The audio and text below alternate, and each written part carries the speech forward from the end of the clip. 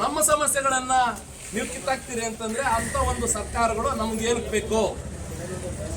ಅಂತ ಒಂದು ಸರ್ಕಾರಗಳಿಗೆ ನಾವು ಬುದ್ಧಿ ಕಲಿಸ್ಬೇಕು ಅಂತಂದ್ರೆ ನಾವು ಒಗ್ಗಟ್ಟಾಗಬೇಕು. ಫಸ್ಟು ಒಗ್ಗಟ್ಟಾದಾಗ ಮಾತ್ರ ಇಂಥವುದನ್ನ ನಾವು ಪ್ರಶ್ನೆ ಮಾಡ್ಬೋದು.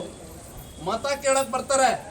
ಮತ ಕೇಳಕ್ ಬಂದಾಗ ಬಹಳಷ್ಟು ಜನ ಹೆಣ್ಣು ಮಕ್ಕಳು ಇವತ್ತು ಹೆಣ್ಣು ಮಕ್ಕಳನ್ನೇ ಒಂದು ಗುಂಪುಗಳು ಮಾಡ್ಕೊಂಡು ಹೆಣ್ಣು ಮಕ್ಕಳನ್ನೇ ಯಾಮಾರಿಸ್ತಾ ಇರ್ತಾರೆ. ಇವತ್ತು ಗಂಡು ಮಕ್ಕಳನ್ನ ಯಾಮಾರಿಸಲ್ಲ, ಗಂಡು ಮಕ್ಕಳನ್ನೆಲ್ಲ ಒಂದ್ ಕಡೆ ಬಿಟ್ಬಿಡ್ತಾರೆ.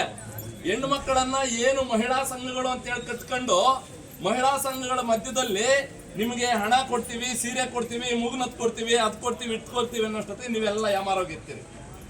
ಆಯಪ್ಕೆ ಇಲ್ಲ, ಓಟ್ ಆಯಪ್ಕೆ ಇಲ್ಲ, ಆಯಪ್ಕೆ ಇಲ್ಲ, ಓಟ್ಗಳು ಹಾಕ್ಬಿಡ್ತೀರಿ. ಇಲ್ಲಿ ನಾವು ಬಡ್ಕೊಂಡು ಸಾಯ್ಬೇಕು.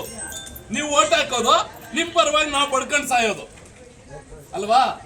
ಈ ಹೋರಾಟ ಮಾಡೋಂತ ದಿಕ್ಕಿನಲ್ಲಿ ನೀವು ತಯಾರಾಗಬೇಕು. ನಾವು ಯಾರು ಓಟ್ ಕೊಡ್ಬೇಕು, ಯಾರನ್ನ ಗೆಲ್ಲಿಸ್ಬೇಕು, ನಮ್ಮ ಪರವಾಗಿ ಯಾರು ಕೆಲಸ ಮಾಡ್ತಾರೆ, ನಮ್ಮ ಸಮಸ್ಯೆಗಳನ್ನ ಯಾರು ಕೇಳ್ತಾ ಇದ್ದಾರೆ, ಇದನ್ನೆಲ್ಲ ನೀವು ಪ್ರಶ್ನೆ ಮಾಡುವಂತವ್ರಾಗಿರ್ಬೇಕು.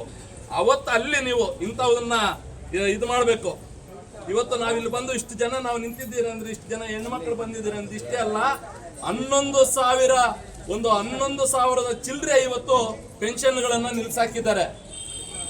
11,000 ಜನಕ್ಕೆ ಪೆನ್ಷನ್ ನಿಲ್ಸಿದ್ದಾರೆ ಅಂತಂದ್ರೆ ಅವಾಗ ಏನಾಯ್ತು? ಪೆನ್ಷನ್ ನೋಡ್ಲಿಲ್ಲ. ನಮ್ಗೆ 2,500 ರೂಪಾಯಿ ನಮ್ಮ ಅಕೌಂಟ್ ಬರ್ತಾ ಇದೆ, ಫ್ರೀ ದುಡ್ಡು ಹೊಸ ಒಂದೇ మేము ಓಟ್ಲೇ ಇಲ್ಲ, ಓಟ್ಗಳು ಹಾಕಿದ್ರೆ ಕಲ್ಸಿದ್ರೆ ಇವತ್ತು ಪೆನ್ಷನ್ ನಿಲ್ಸಾಕಿದ್ರು ಅಲ್ವಾ? ಅದನ್ನ ಯೋಚನೆ ಮಾಡಬೇಕು. ಆ ಕಿತ್ಕೊಂಡಿರ್ತಕ್ಕಂಥ ಪೆನ್ಷನ್ನ ಏನು ದಿನೇ ಈಗಾಗಲೇ 3ನೇ ಸರಿ 4ನೇ ಸರಿ ಈ ಒಂದು ಕಚೇರಿ ಆವರಣದಲ್ಲಿ ಪೆನ್ಷನ್ಗಾಗಿ ಹೋರಾಟ ನಡೀತಾ ಇದೆ.